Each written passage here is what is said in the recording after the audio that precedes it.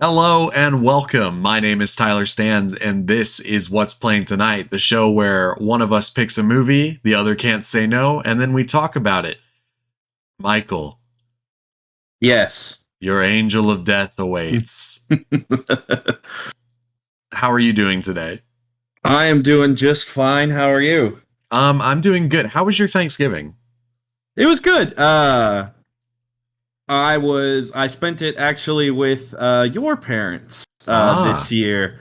I went ahead and I made I homemade cranberry sauce. It's way better than in the can. I won't hear any other takes on this. Uh and it's easy. It's literally just throw things in a pot and wait. I also made a green bean casserole, which, pretty good staple of Thanksgiving. And then I also made stuffing from a recipe of my good friend Danny, his family, and it was delicious. And then I think we had, obviously we had turkey and mashed potatoes, gravy, uh, rolls, sweet potato pie, uh, and it was all very delicious. How was your Thanksgiving? What did wow, you do? that sounds wonderful. Listeners, if you can gather by what we just discussed, he spent Thanksgiving with my family, and I did not. Yes. That's Well, because it's hard to travel for a day. yes, I exactly. wouldn't I don't expect I don't think they expected you to make a 10-hour drive and just to go right back. No, I mean I could have. I've been off since Thursday, so I could have, but it's fine. It would have been I usually spend Thanksgiving by myself, which is what I did this year. And it was fine. I don't really. It's not really a holiday that I celebrate per se. I just Not like the food. yeah, not as a choice or anything. It's just all my family lives elsewhere, so it's just Yeah. another day off for me, which is fine because I need that too. Oh yeah, it's always good to catch up on, whatever things you Uh, might be Pokemon you Violet. Oh, That's what I've how's been that? spending my time with. You know what? It's not as bad as everyone says it is. That's fair. I've been still keeping up playing God of War Ragnarok. It seems like as soon as I'm like, okay, we should be getting close to the end of this guy, it it just opens up a whole bunch of more stuff, which is great. But I'm dodging spoilers left and right. Like it's becoming a full time job not to have this game spoiled for me. Oh yeah, I Uh, can only imagine. yeah. I also, if anybody's paying attention to my letterboxd, you will have seen that I watched Eat Man for the very first time, Ah, and it was very good. I don't know how I missed it this long. It was really good. If you like martial arts movies, if you like Donnie Yen, I know he's going to be in the new John Wick that's coming out. oh, that's sick. I Uh, didn't know that. yeah, he's very good. The fights are very good. He was in Rogue One, a Star Wars story. Yes, he was. He's been in tons of other stuff, Yeah, mostly, obviously, stuff from China, but which yeah, Eat Man is in. I mean, you can find dubbed versions of it on. I know the dub is on Peacock, but if you want to watch it in the original Cantonese, that one's on Netflix. You can find this movie like everywhere, at least the that's first the one. way to go is to watch it in the original I language. try, yeah, I try to for the most part, especially if it's like something animated, whatever. But something about live action dubs, it's just painful to watch It for me. depends. It depends on what you want out of your movie. Like Right? the Yeah. old Godzilla movies, I think yes, obviously the subtitled versions are better, but there is something charming about how awful those dubs How are. awful some of them are. Yeah. Yeah. I've actually seen Ugh. I've seen Ip Man 1 and 2, but I haven't seen any of the others. I've only seen this first one, which I mean I've heard it kind of devolves in quality as you go, but that's all right. Yeah, I think the fights are probably still pretty good, but I Oh, don't know as far as of like course they are. from a plot Basically, if it's standpoint. if it's if it's not made in the United States, odds are if it's like a martial arts movie or just a fighting movie in general, it's probably going to be better than something made here. For sure. Well, they just have less issue with insurance companies and blah blah blah. Oh So yeah. and they're also just better at it Yes. to start with. So uh, just makes it a lot easier. But still, yeah, it was very good. I've been Uh, watching a couple of things as well. Uh, I have been watching some Batman the animated series. oh, of course. It's kind of like a lead I up to today's movie. I watched Kevin Conroy's favorite episode, and I'm gonna find the title of it right now. Uh, it's one with the Mad Hatter. It's got something to do with hats in the title. Oh, Uh, favorite episode. I did not watch any episodes with the Mad Hatter just yet. I haven't made it that Okay. Oh, far. it's the episode "Perchance to Dream." I've seen Cites that it. one. He cites it as his high point because he really gets to, he gets to act um, and he really gets to show off more than just, oh, I'm voicing Batman. He gets to You know, I'm not going to disagree with him.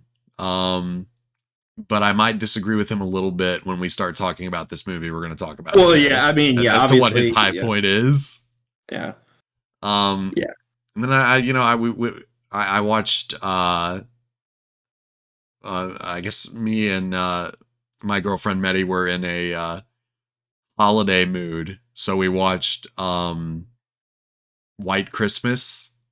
Oh, okay. Classic. Yeah, we were in a holiday mood and I guess an old time musical. I've never seen it before, actually. Oh, okay. Well, then that must have been fun. It's I a fun enjoyed it. little, yeah. I was gonna say, I think the only holiday movie I've watched so far is when we were visiting, like my family, just before Thanksgiving. We all, well, Emily and I were the only ones that finished it, but we all sat down and started watching The Santa Claus with Tim Allen. And it's still, I mean, it's the Santa Claus. I don't Santa know Claus. if it's good. I don't know if I'm saying that for nostalgia. I think the first one is good. It's probably, yeah. The rest of them are probably more like, oh, they were good as a kid, and I bet if, because I don't watch all of them every year or anything. Right. But and now that I guess they got that new series on Disney Plus, I might have to watch an episode or two of that just to give it I'm a little curious about that. Give it a shot. I started watching that Star Wars, that new Star Wars Disney Plus, the Tales of the Jedi. Oh, I have not even touched that yet. I think just the first couple episodes. It seems like it's more Ahsoka / Count Dooku. And it is fun to see a younger Dooku. And I mean, it's fine. I wouldn't say this is like, oh, this is amazing. It's a must watch, but it's, if you got the time, it's only like 8 episodes or something. No, so. But I will tell you that I've seen the first 4 episodes of Andor now. Is it good? It's pretty damn good, Michael. Okay. I keep debating on, because like it's the same thing with just stuff that's been around for so long, like Star Wars and Marvel, and I'm just getting kind of fatigued. I feel you. I feel you. Like I like that's another reason why I watched Ip Man is I was like, I'm just so tired of all of the same. Granted that Ip Man is basically a Superman story, but whatever. Yeah. No, but I feel you on that, and I don't have so much as like the Star Wars fatigue, but I am super fatigued with Marvel stuff right now. Yeah. To the point where I haven't finished She-Hulk. I haven't finished Miss Marvel or any of that. I did finish She-Hulk. I have not finished Miss Marvel. And I'm waiting till Disney Plus to watch Black Panther because I just can't. If I don't go see it this week, that's what's gonna happen. Is I'll just wait for Disney Plus. I'm just tired of the Marvel stuff. Yeah, it's just like you watch all of it and it just kind of continues. And like it doesn't stop, and now there's so much more of it than there ever has been. Oh yeah, and it just kind of hurts at this point. Like, yeah, I was not made to simply consume content at all hours of the day. You No. know, I like to sit and do nothing every once in a while. You know. And then today I was talked into watching Dirty Dancing. Oh, okay. And That I'd one's never that seen that movie's before either. that movie's fun, except for the fact that she's like 16 and he looks like he's 40. But Yeah, I couldn't that's quite my tell only how old gripe. everybody was, but That's part of the it's 80s. other than that, I thought the movie was pretty good, actually. Oh no, it is good. It's my true only gripe is just like she's young and he's not, and it's just kind of funky. Like you really start to think about like maybe her parents weren't too that much in the wrong, trying to Yeah. keep her away from that guy. But And, they do be Dirty Dancing, though. they do be dirty dancing though. They had the time of their life. They did, and they never felt like this Oh my before. god. Okay. Um, I'm done. I'm done. but what? It was your pick this episode. Yes. And as I hope you're aware, I picked Batman: Mask of the Phantasm, mostly due to the untimely passing of Batman's voice actor Kevin Conroy. And I guess I can give a brief little storyline here. I'll just read the IMDb. Batman soon finds there's another vigilante in town knocking off prominent mob figures. Despite the scythe-like blade for a hand and mechanical voice and the cloud of smoke that follows the figure wherever it goes, the police and outraged officials mistake the homicidal crusader for Batman himself and demand that the city's longtime hero be brought to justice. Meanwhile, Andrea Beaumont returns to town. She is the lost love of Bruce Wayne, the billionaire playboy who is Batman's alter ego and was an integral part of Wayne's decision 10 years earlier to don the cape and cowl. Now she is back in his life and is no less a disruption than the return of his old archenemy, the Joker, who has a stake in seeing the annihilation of this new vigilante, whoever it proves to be.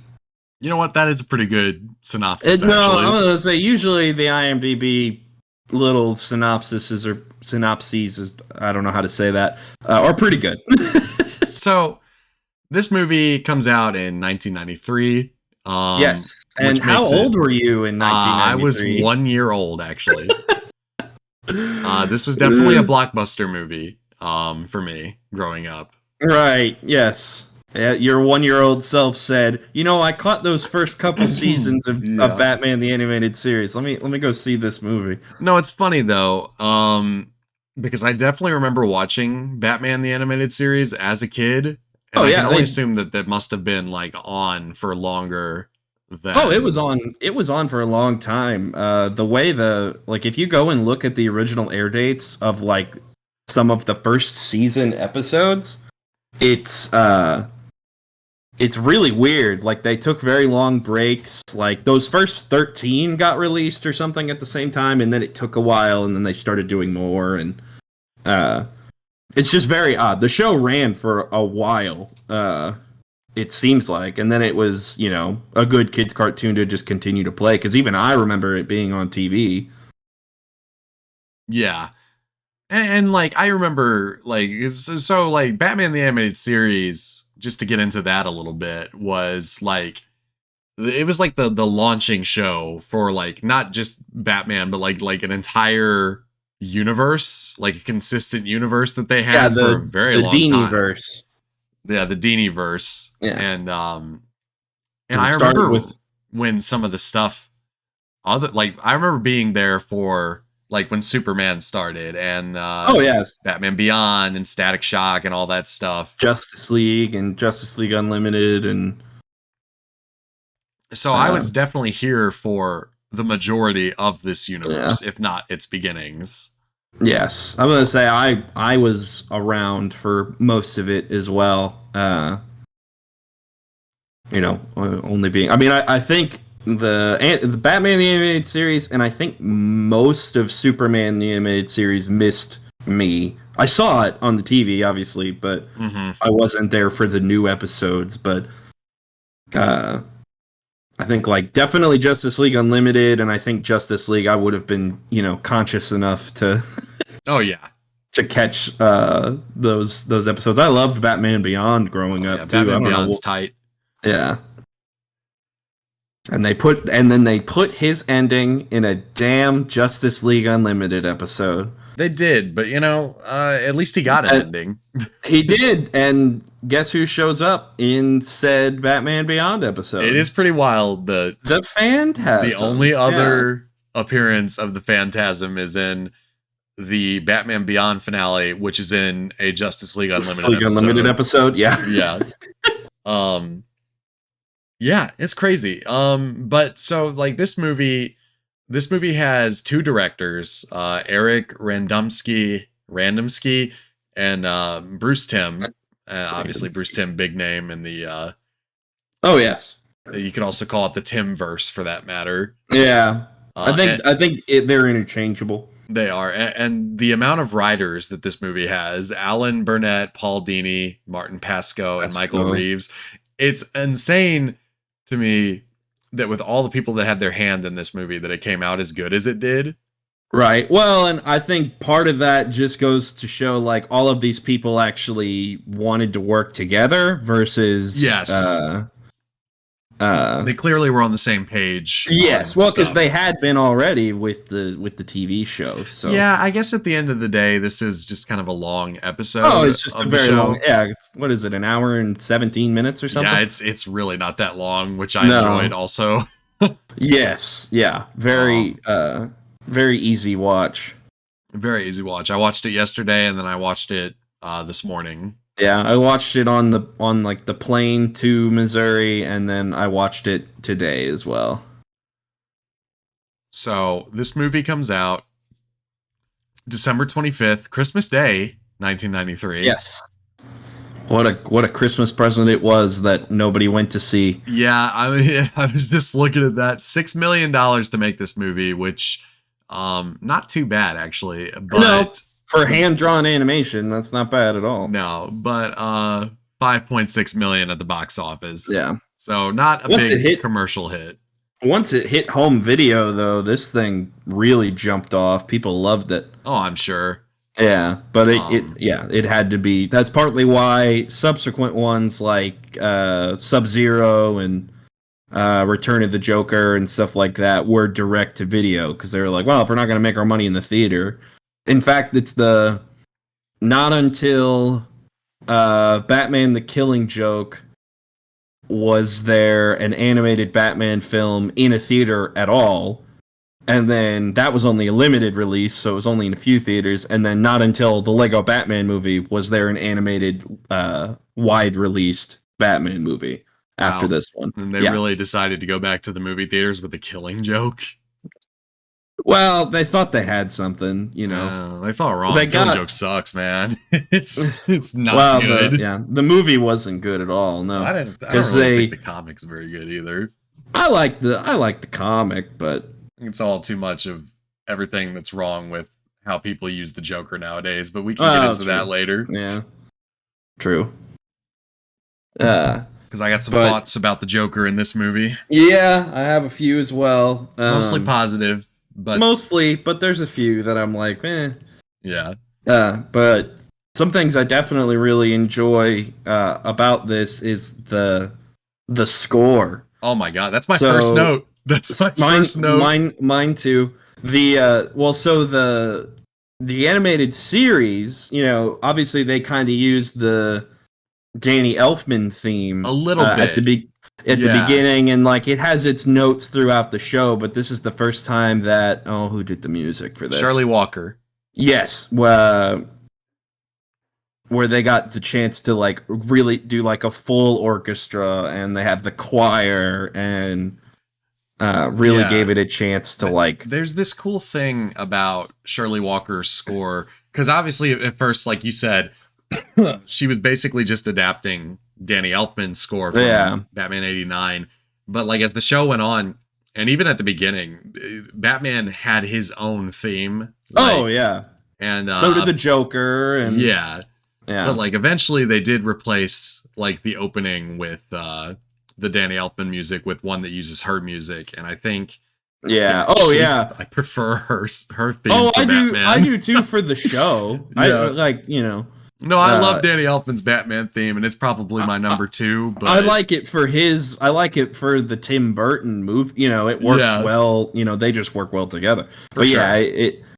hers is definitely the better score for the show. I also really like just overall how the only animation I didn't like is that opening credits because Yeah, it's CGI. it's like weird because it's like It it's the only CGI in the movie, isn't it? Yes, and it's just one of those things that from about 1993 till about, well, forever, or actually 1993 till about 2000 2002, before shows started getting like really CGI'd, where they would just throw in these random CGI parts in their 2D animated show or Well, movie or even whatever, and it's just off-putting even to like me Disney was now. doing this at the time Oh because yeah, there's I some mean, shots in Aladdin that I Aladdin, Treasure Planet, like all those, they all have like it's a 2D film, but then randomly there's boom. Why am I, you know, yeah why am I seeing this in 3D yeah in the smooth 3D? because you're right. Otherwise, this Oh, it's movie's animation is fantastic. fantastic. Like Yeah, these weird it's CGI shots wonderful. are Yeah, but thankfully it was only that opening credits. yeah. Maybe they do it at the end too. I'm not sure. No, the end credits is just a black screen. No, I mean like right before. There's another shot of the city that's very similar, and I don't remember if they Oh, used okay. 2D or 3D for that. Maybe.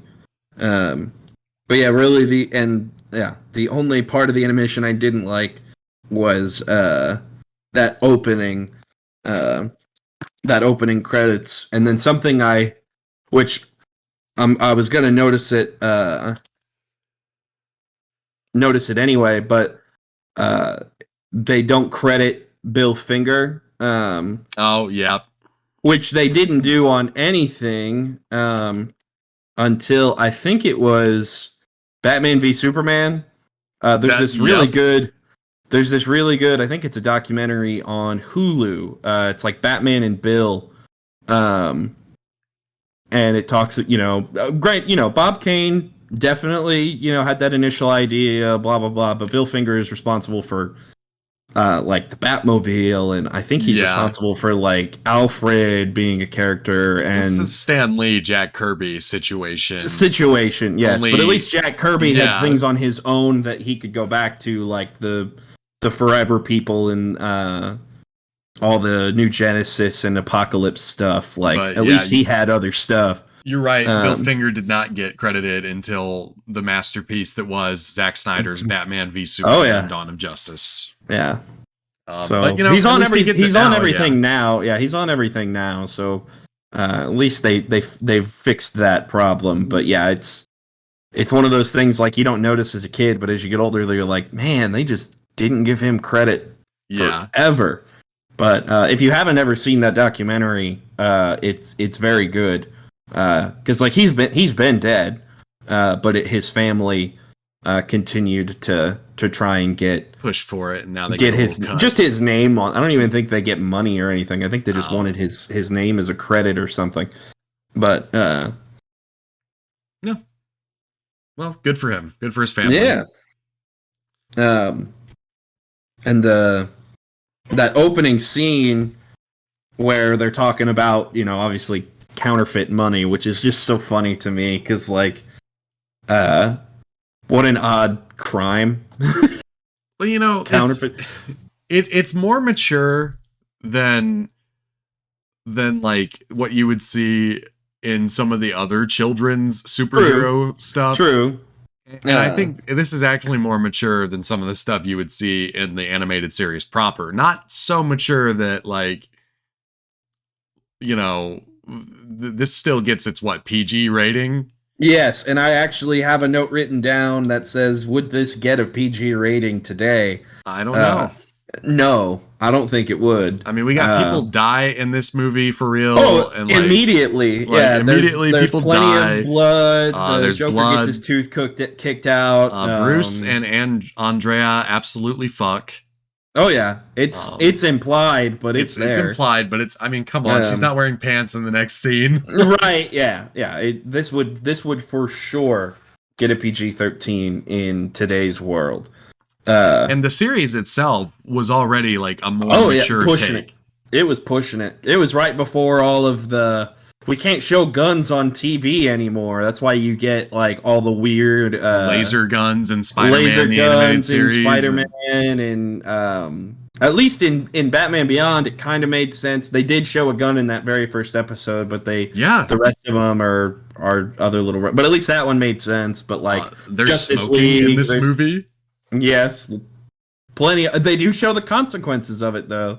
I Oh really my like God. how the movie's attention to detail. Like they show Sal Valestra smoking as you know in the flashbacks, and then they show him later on, and he's got an oxygen tank, and they also show the whenever Bruce goes, I just don't know, and then he hits the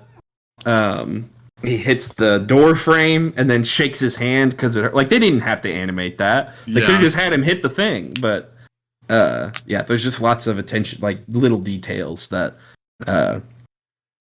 really shine. Yeah, a lot of care went into this movie. I really like how during that opening scene they're all talking. They're like, you know, we got $250,000 next week, blah blah blah. And then anybody got a problem with that? And then the perfectly timed entrance. That's what makes this like a kids movie to me. Is stuff like that. Where he's like, anybody got a problem with that? Batman bursts through the window and starts fighting all of them. You know, but like, so this is something I've noticed a little bit while watching the animated series again, is that like there are moments like that in the show, but Batman will say some cheesy like, I have a problem with that scumbag or something like that. It's like, man, I don't remember him used to talk this much to the bad guys. Yeah. Thankfully in the movie he doesn't say anything. No, not really. No. He does have a few. Well, yeah, but I mean for the most part he's not talking much. To that opening scene, like the I like how a bunch of like original characters are introduced in this to ensure that none of the characters from the show have to be killed off. Right. Because I had misremembered that, you know, Rupert Thorne, the bigger guy. Yeah. I thought that he got killed in this movie, but it's some other guy that kind of looks like him. Yeah, Chucky Saul. Saul. He always was a loser. Yeah. Buzz Bronski. Yeah. But yeah, we see Chucky Saul get attacked by this, Phantasm this character. Phantasm even. Yes. Crashes his car. Just a brutal death.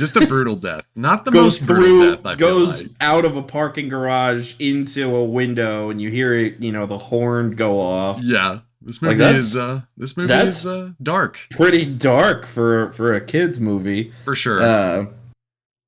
And it gives us probably one of the first times in a movie that you see Bruce Wayne before Batman.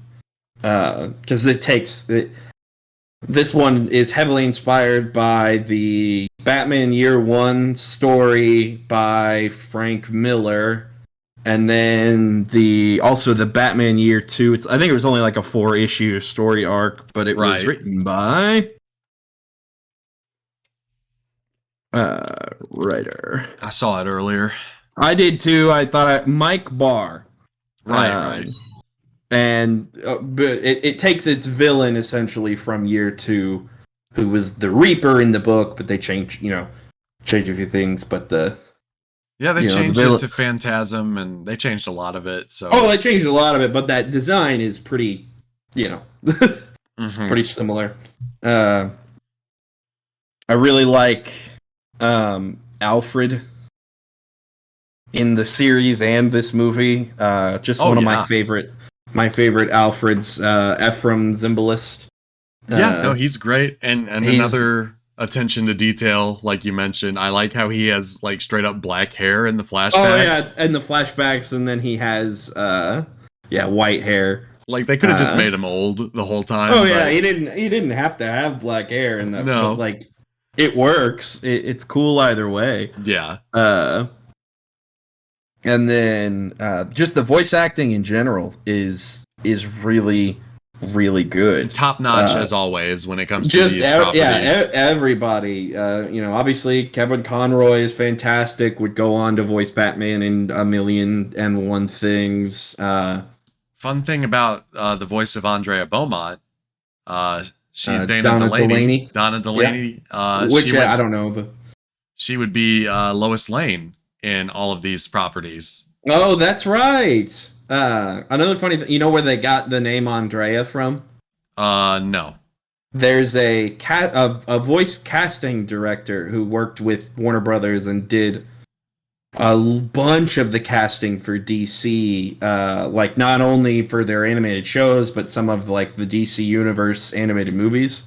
And her name is Andrea Romano.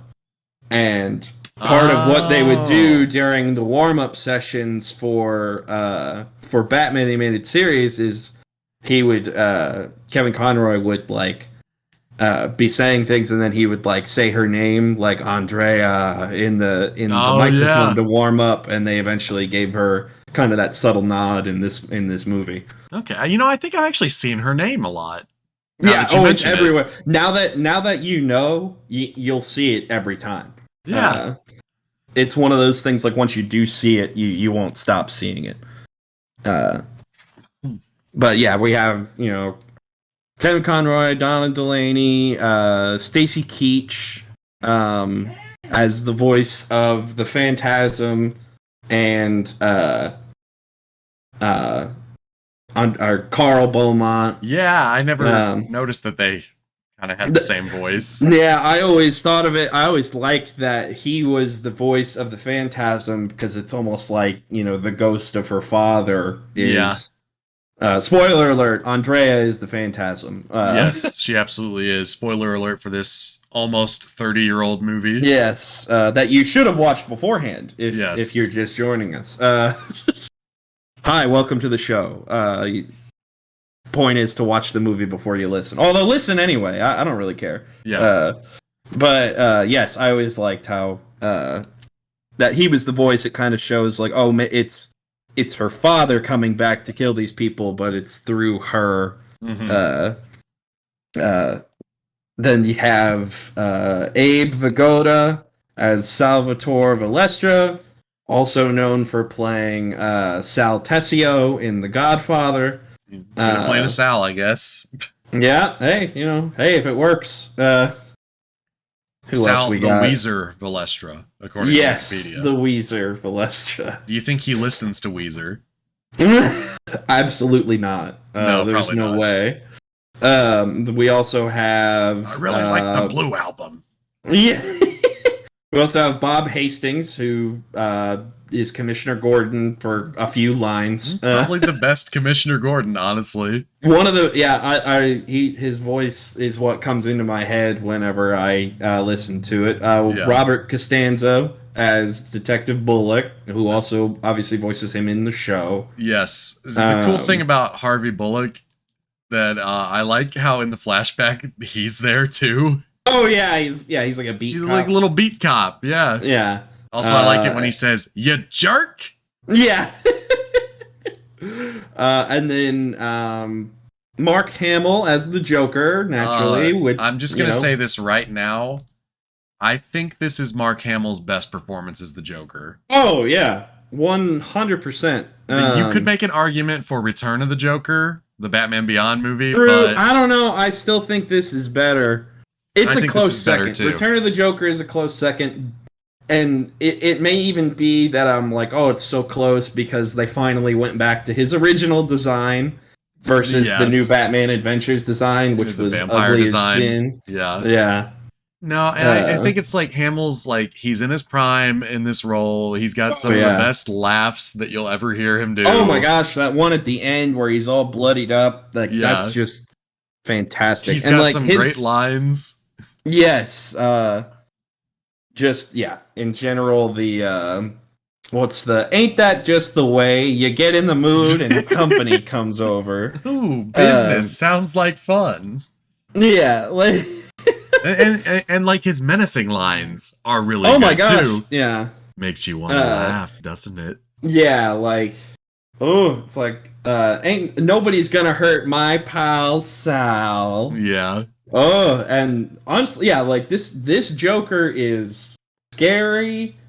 Uh, he's funny, and is a genuine threat. Like He is a genuine threat. I wrote down this movie did not necessarily need the Joker. No, but But honestly, this I'm movie okay. has some of the best Joker stuff like ever. in Ever, it. yeah, yes. That's my because like I think in one of my gripes I was like, well, it's kind of weird that he was a mobster. Oh It's my even god. weirder. It's That even weirder raises that way Batman too many says, questions. yeah, that Batman says, "Let me just draw this smiley face on this guy Oh no. in the pic." Yeah, like okay. Okay, so like not only was the Joker, I don't have a problem with the Joker being a mobster, like because that's what they did with 89. Yeah, But true. but this is just a little too coincidental. And also Oh, they yeah. sent the Joker to Europe to kill her dad. Right, of all people, like they could have shown anybody else. Like this is something. And I guess but also like it's one thing to be like, oh, that was the guy. It's another thing to just how does everybody know that the Joker was that guy in the past? Yeah. Like Salvatore Valestra knows, Batman figures it out. It seems like Andrea knows.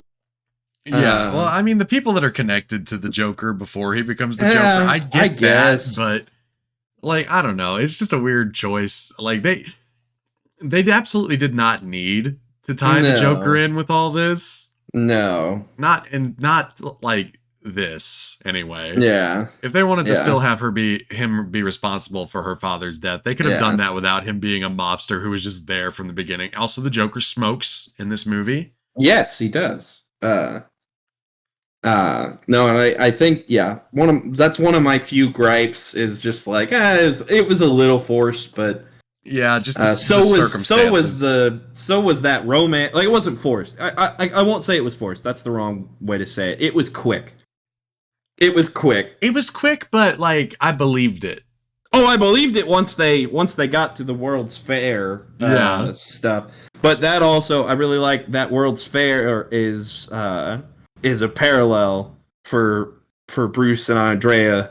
I have starts the same out, note. oh, that's so nice, oh, welcome to the future. And then by the time we get to the future, it's all run down. The Joker's running it. Like I have the same exact note. I like how it's like their most memorable date together, and then it's like the setting for this brutal fight at the end of the movie. Yes. With all three, with all of them there. Yes.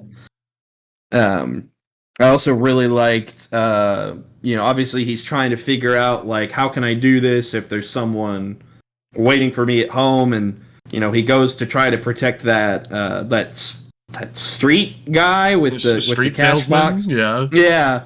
And has one of the coolest, jumps over the guy's motorcycle and punches him in the face. It was pretty cool. Just a super sweet detail there, but then also gets just whacked, back broken over chest. Yeah, which would have absolutely broken some bones. Oh yeah, the fact that he was standing after that is ridiculous. Well, he's Batman, Right. No, I agree with you. I think I like this. I like that they have this scenario that Bruce was like so in love with her that he might have just never become Batman, and like this heartbreak and this pain of losing her is kind of the final catalyst that completes his transformation, and also by extension, like ruins his chances of love with anyone else. Yes. And the saddest, the most pain thing about all that is that she ends up becoming this dark reflection of him. Yeah, I will say, and yet she has the gall to say that the only one controlled by their parents is you. And you know that like the love is there because like she knows how to hurt him in a way that like nobody else can say something to him and have that effect on him. Yes. Yeah. The people that love you know how to hurt you the most. Yes. But I also really liked Alfred's first reaction. Like once Bruce finally decides, okay, she's gone, I'm gonna become this entity or whatever. Alfred's first reaction, where he looks and he, gets genuinely frightened because he sees this, this kid that he grew up or that he raised essentially become this just something different entirely. He says, "My God!" Like, because he can just see. I'm gonna be real with you, Michael. I pull up that scene from time to time just to watch it because it's so good. It's so well, it's so well storyboarded and set out that it really just. I have him becoming Batman for the first time, and Alfred's reaction is just chef's kiss. Yeah. Oh yeah, it's wonderful. I'll tell you what else. Back to the Joker thing. The what you said about him just taking that red colored pencil and drawing on the picture. Yeah. Now, wouldn't that scene have been just a little bit cooler if they had put it before Joker gets introduced into the movie? See, yes, yeah. Because at this point, we already know the Joker is involved. Yeah. But if we had no idea he was in this movie. And then we saw the smile and the laugh. Yeah, that might have been a little better. Yeah. There were better ways to put him in the movie. But it's not that it's bad. No, it's not bad at all. It's the circumstances that are the contrivances that are bad. Yeah. The Joker himself is great in this movie. Yes. Oh, absolutely. From his fear, the laughing gas. Oh my God. The laughing gas in the animated series too is horrifying. Yes. So is the science behind it basically that it makes you laugh until you suffocate? Essentially, yes. It essentially keeps you in this high, you laugh and your adrenaline's really high and you eventually just continue to laugh until you suffocate. Or you suffocate, that's why your heart stops or something. Yeah, like if you can keep calm, it'll run its that's why they, oh my gosh, what's the Arthur, yeah. That's why after he's, infected with it, he can survive, but also as Batman goes in the room, he's freaking out, but he can only laugh. Yes. Whereas Sal Balestra, you show up and his muscles are all tensed up. I can't believe they put that in a kid's movie. Oh yeah, like I look at it now and I'm like, oh okay, yeah, that's but like I'm thinking as a kid, like that must have scared the hell out of some kids. I don't remember. Maybe I just didn't understand what was going on when I watched it as a kid. Yeah, that's the other thing. But that is such a grim visual. Oh my gosh, yeah. Like imagine, dying of laughter. Yeah. In a literal sense. And then he blows his body up. Yeah. Oh. The police chase with Batman. Oh my God. That's essentially straight out of Batman Year One. There's a very big which they also made into an animated movie, Batman Year One, the book. And funnily enough, the actor who voiced Bruce Wayne in that movie went on to be Commissioner Gordon in the Gotham TV series. So the funny thing about this, the whole GCPD, and they do the same thing in Batman Begins also. Yes, yes. But the funny thing... Which also takes heavily from Year One. Yeah, but the funny thing about it in this movie is that at this point, Batman is established to have like a working relationship with the police. Yes, and I know at the very least with Gordon. And I know that they think he's a murderer, but like the GCPD tries harder to get Batman here than any other criminal they've ever gone against. The amount of force they go with. They just straight up start firing on him. Yeah. Like, no, we're not gonna do it on Two-Face or the Right. Joker, but no, we're gonna try as hard as we can to get Yeah, Batman. just to yeah. Which, and then obviously you see the Andrea comes to pick him up. Like there's your first instance of maybe she's not Yeah. innocent. No, she saw it on TV. Right, because it was all over the television. Mm-hmm. And it just also goes to show, like, he's clearly very vulnerable to this person, because you would imagine, like, he would suspect something Mm-hmm. if he didn't really love this person.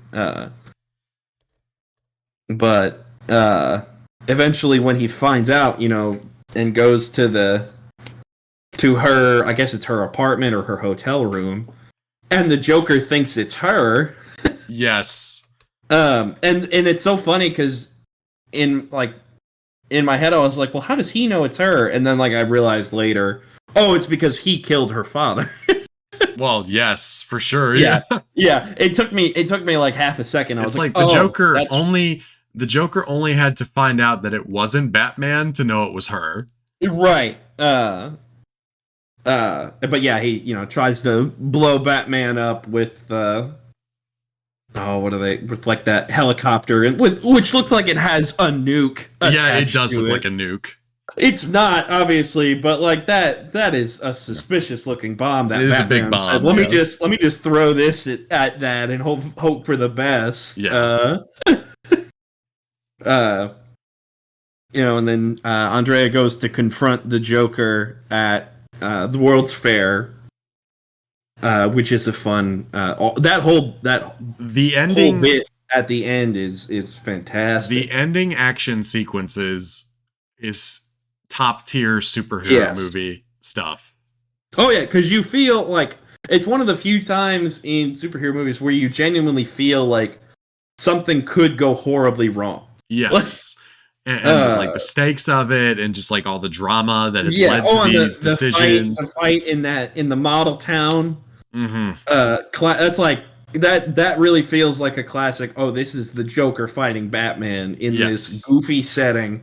Hits him with a building, but then also takes that building and tries to stab him. Yes. And then Batman just kicking out his tooth. Oh yeah. Yeah. Oh, like it's one of those things. Like, oh my gosh, like he really kicked the shit out of that guy. I really do think Batman was maybe kind of trying to kill the Joker. Yeah. Like you can see there's something deeper happening. There's more to it this time. Yes, it's not just your typical, oh, the Joker's causing havoc, let me go stop. He is, oh, this, Joker is trying to kill this person that, that he loves, so he's going to fight a little harder. And there's probably maybe a little bit of Bruce blaming the Joker for his circumstances. For his problems, and yeah. Yeah, there's definitely why else would you drive your motorcycle directly at a jet turbine? Yes. This woman, maybe she's not good for Bruce now that she's a phantasm. Yes, maybe, yeah, but one can think. Yeah. But some of the, and he, Joker tries to get away. What is it that he says? As Batman's trying to pull him down on the jetpack. He says, like, you're crazy. I'm your only way out of here. If you don't let go, we'll both die. Oh, and then he says, whatever it takes. Yeah, whatever it takes. Yeah, to stop him. Yeah. And then, like, you're not getting away this time. Yes, and Batman, ever so lucky, gets washed away. I'm assuming, I thought about this because, like, she takes the Joker away, and obviously she lives, and obviously the Joker ends up living, because we see him come back in future media. Right. And, like, I'm assuming they all got washed away in the sewer at different spots. Just in different areas. Because, like, why would she let him go? She wouldn't, unless she had some weird change of heart or whatever. But I doubt it, because if she would have stayed. No, I think maybe she finally... Well, what I'm assuming happened, is that she she either lost him and decided, maybe this isn't worth it.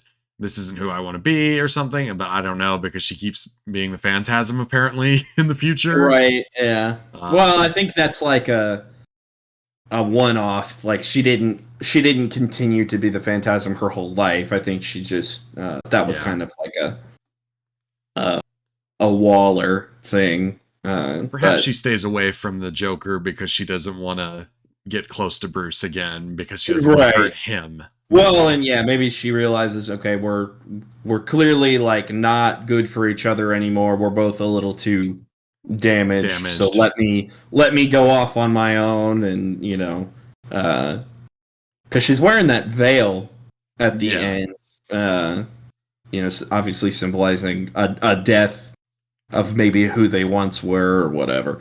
Mm-hmm. It's all very symbolic. You got to be pretty big brained. No, I'm kidding. Yeah, you do. You don't really understand Batman. It was definitely targeted for children. Although, if you brought your 4 or 5-year-old to see this movie, you probably walked out going, "Yeah, that might have been a bit much." Yeah, a lot of Batman movies in the 90s were like that. Right. Yeah. Early 90s, anyway. Yeah, and still just one of the best Joker laughs to this day. Yeah, just haunting. It's just nice to see, it's nice to see a version of a Joker that's all of the things versus one or two, that can be like scary and frightening, but it is also cracking jokes. Yes. But then can also it doesn't seem weird that he can take on Batman. Yes, and he's like, for me in the Arkham series, when Batman and Joker have a fist fight, it's like, well, the Arkham series Batman is like a Terminator. Right, that's what I'm saying. That's why they did that stupid thing where they made Joker this huge hulking monster. Yeah. Which, don't get me wrong, I love the Arkham games. Yeah, but the Joker monster is a blemish on an otherwise perfect game. Exactly, yeah. Arkham Asylum is really good. Oh, yeah. It's arguably the best one of those from a setting and a theme standpoint. Oh, for sure. 100%. But yeah, it's just hard to get a Joker that can do all of those things. And don't get me wrong, you can have a good Joker without all of them. I mean, I like how this Joker is he's like an actual character also. He's not just a plot device. Oh, I'm crazy and I'm really creepy and I cut my face off and all this stupid bullshit that they do with the Joker nowadays. Like, no, this Joker is kind of afraid to die. He gets a little worried. But like when he realizes that his number's up, of course he's gonna laugh because that's who he is. But like, he's not actively, he still wants. He has, some self-preservation. Right, and he has plans, and yes, he wants to torture Batman versus just be like, ooh, I'm a silly goof. I have a grill and a bunch of tattoos that say damaged on my face. Yeah. Yeah, they really did that to us. They sure did. Well, maybe I guess I should say they did that to the Joker. Yeah. But that's another one of those things. Characters eventually become a caricature of themselves. That's just a fact of life. But only the future can tell whether we get a Joker that's tolerable again. Yeah, we will see. Got a little bit of a tease of one in the Batman, but even then, that was like not enough.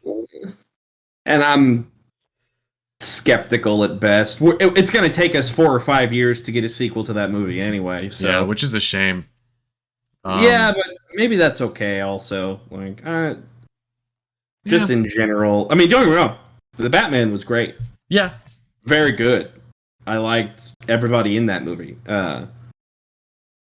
It was too long, but everything else about it was too long. Well, and the stuff at the end where the Riddler's all of a sudden like, I'm gonna flood Gotham is just kind of odd, but yeah.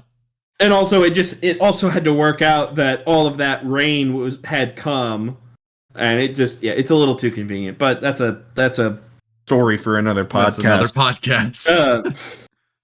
I really liked the that end credits song. Yeah, it's funny. This time I watched it was the very first time I've ever heard that, and it is the most 90s thing I've ever heard. Well, isn't it? It's that weird pseudo 80s music. Oh, I love it. I listen to that song every so often and just be like, yeah, like this. It's really not even that bad of a song. No, it's just like this was at the end of Spotify. This was at the end of every animated movie from the 90s. Oh yeah. You'd hear a song like this at the end of, like, I don't know, Quest for Camelot or something. Not fucking Batman Mask of the Phantasm, but I guess it is. Like, so yeah. Just wonderful. And then also, if I typically don't sit and watch credits, but I was jamming to the song, and I don't know if this is like the same guy, but with a name like Hans Zimmer, I don't think there's that many of them out there. No way. He was actually on the synths for this movie. No way. Yeah. Let me see if he has a credit of some kind. That's crazy. But yeah, like Bruce Timm reveals how Hans Zimmer helped shape the music of Batman the Animated Series' first movie. So yeah, he was a part of Batman way before. Yeah, the Nolan trilogy. He's a very good collab. Like he works best as a collaborator than by himself. That is a take. But like that's most every film composer anyway. They all collaborate, whether it's with the intern that they've hired or with a genuine. Because for Batman Begins, it was him and let me see, James Newton Howard. Yes, and then I think they did The Dark Knight together as well. But then The Dark Knight Rises was just Hans Zimmer. And in my opinion, it suffered a little bit because of that. You know what? That's fair. And then just in general, I think he works best. And like, yeah, he's very good. Don't get me wrong. He's very good with themes and stuff like that, but I think he really does his best work. Not saying the work otherwise is bad, but does his best work as a collaborating artist versus a sole artist on film. You know what? I will allow that. Okay. I have some lines written down. Yes, but before we do that, let's talk about. We have not talked much about the other original character, Arthur Reeves. No. And he's the most like smarmy guy. You just wanna punch him in the dick. Yeah.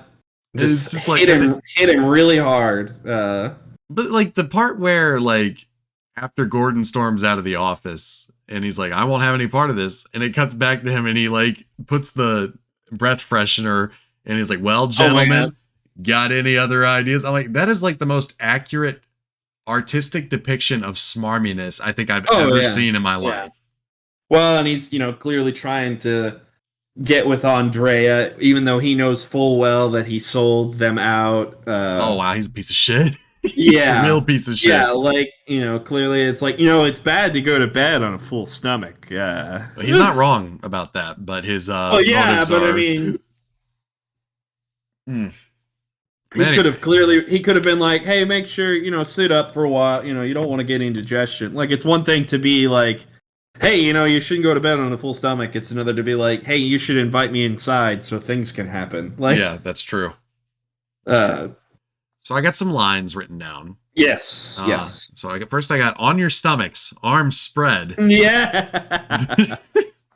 Especially because he wasn't doing the Batman voice because that's as Bruce with a mask on, Yeah, and which is it's just so funny. it is.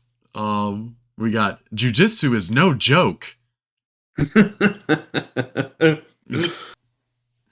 I have it's the stinking bat. Yeah, right. Instead of any other Yeah, explicative. I like that. It's the stinking bat. Yeah. Um, it's not very healthy in here. Yeah. As the man sucking down oxygen. Yeah, and then the last one I already said, but it's you jerk. Yeah. Yeah, Love, jerk. love Harvey Bullock. Love him. Yes. Yes. So we talked Uh, about. Do you got some stuff written down? well, I just found something out. So the singer who did the song at the end is and I'm gonna butcher this and I apologize. It's Tia Carrere? Tia Carrera. Yeah, who was the voice of Nani in Lilo and Stitch, Oh my god! and also What? was in Wayne's World and Oh yeah, she was. yeah. So I just thought that was really funny. She's also in a movie starring Dolph Lundgren and Brandon Lee from 1991 called Showdown in Little Tokyo, which is a fun buddy cop Yeah, movie. yeah. But that's neither here nor there. Yes, She is naughty in Lilo and Stitch. That's crazy. yeah. It's just a weird connection.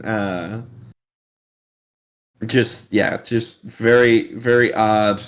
I love this title. In 2018, she was in a direct-to-video movie called The Legend of Halloween. Oh no! Like Halloween. I love that. Right. Did you know that from start to finish, production on this movie only took 8 months? And now is that pretty good or That's fast. That's super duper fast. wow, so they kind of rushed it.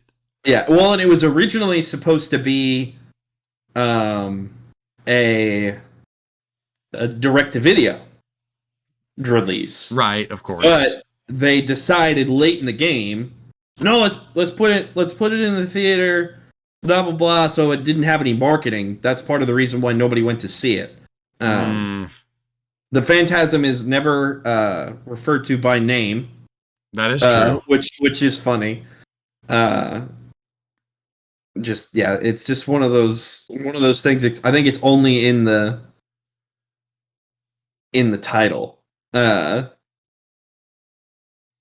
they say that it's only in Return of the Phantasm that you see that name. The Phantasm only shows up once after this. Yes. You know what's crazy? Would you? Okay, so I was talking at work with other people about what we might want from a Batman sequel, and it came down to like, I don't want to see a villain that we've already seen. Like, I don't want Two-Face in the sequel to the Batman or whatever. And we were just kind of like, throwing out villains. And I'm like, well, you know what? Why couldn't they just do the Phantasm? Well, they'd probably have to go more with the original Year 2, like the Reaper. Uh-huh. Because you can't really do Andrea Bon, because the Batman is still young. True. He's still too young. So I don't know if they would. My guess is if they do a sequel, they're gonna adapt. They'll probably heavily adapt from Batman Dark Victory. Oh yeah. Because it's the sequel to The Long Halloween, which clearly had a very big influence on the Batman, but also so did Seven and other stuff. But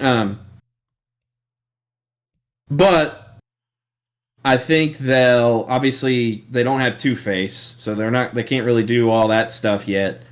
No. But I imagine they're gonna do something with Robin. Mm-hmm. So they'll probably have some stuff because they already got the stuff from the long Halloween, and I imagine they'll do something with that. Although I'm not opposed to the Condiment King showing up. Oh no, of course not. Uh, I would love to see just the goofiest villains. I don't even care if they're in there for like that opening thing, because of course he always has to be finishing an adventure before they start the Right. next one. That's a sequel staple. The Dark Knight does it, like everybody does it. Mm-hmm. But like I would not be opposed to Condiment King, Crazy Quilt. Oh yes, Crazy Quill. Yeah, the Gentleman Ghost. Yeah, the Clock King. Like we gotta get more goofy villains in some of these serious titles. Give me Man Bat. Honestly, that would be super sweet. Yeah, give me There's Man a Bat. way. There's a way to do that in an hour 45. That's really wonderful. But give me Man Bat and turn up the horror mad scientist vibes. Yeah. Just make on leather wings, I guess, is what I'm saying. Yeah, well, yeah. But I mean, I think if they really wanted to, that they could make a nice Batman story with the Man Bat live action, and if they did it, they didn't try to extend it too long. Just made it it doesn't have to have all this extra setting up for other stuff. Mm-hmm. They could do a really good job. Oh, I think so too. They could turn up the detective stuff a lot more. They could do a really good job with a Man Bat story. Well, I think that brings us to comments. Yes. In which case, we welcome all comments. If you want to comment down in the comment section on YouTube or by emailing us at whatsplayingtonight@gmail.com. You can also follow us on Twitter @TonightPlaying. There's also a link to the Discord down in the description, as well as our link tree, which has links to all of our stuff, including my Letterboxd and Michael's. And you can, go on there and tell us how wrong we are or right we are about our movie opinions. But yeah, we want your comments. Comments like our buddy Scott said, "Oh hey, that's my favorite Batman movie." Oh hey, mine too. Lime Knight Raceland, friend of the show, says, "I've never seen that, but I love me some Batman. I'm gonna watch it this week." And then he didn't. But he's gonna watch it tonight, he says. Well, you get busy. It's hard to fit in an hour and 17-minute movie, Mm-hmm. And although he didn't comment, I happen to know that our friend Nate is also a big fan of this movie. As far as our poll goes, you can participate in our bi-weekly polls where we're going to ask who has seen this movie. So we got 3 votes this week, which is down from the 8 from last week. Come on, guys, participate. And we had 67% yes and 33% no. So basically 2 yeses and a no. Yeah, 2 yeses and a no. Takes 2 seconds to open up the YouTube and click yes or no. Come on, guys, get down there and do that. Yeah. And then I guess that brings us to our ratings. I will go first since it's your movie. Fair enough. And I'm going to look. I've had a review on Letterboxd for Mask of the Phantasm for like a while now, and I'm just gonna pull it up because my opinion has not changed. Fair enough. Mask of the Phantasm. It should be on here. Letterboxd needs to make it easier to read like your actual reviews. Your own review, yeah. Yeah. Let's see. If you're listening, Letterboxd admins, which I know you are. Yes, of course. Fix it, okay? Sort by highest first. So I give Batman Mask of the Phantasm 5 stars. and my review says it's actually the best Batman movie. Michael? Short and sweet. I only because it has a couple just little issues. I don't give it 5. It's not the perfect movie. It's still my favorite Batman movie. Don't get me wrong. I love this movie very much. I do have to give it 4.5, only because had they given themselves just even just 3-4 more months of work, I think they could have done something even better. It's just one of those things of people didn't show enough care to animated features, and because of that, there were a few what's the word? There's a few problems because they didn't give this enough time to be developed. Still, again, this is still my favorite Batman movie to this date. And I will give it the 4.5, but I can't bring myself to give this a 5. All right, so especially because there are still I wouldn't say there's definitely not better Batman movies, but there are better superhero films out there. All right, so I'm currently accepting applications for Michael's replacement on the show. No, it's fine. 4.5, totally respectable, and I get it. That brings us to the end of the show. Yes. Now this episode should be out. It'll still be November. I would, yeah.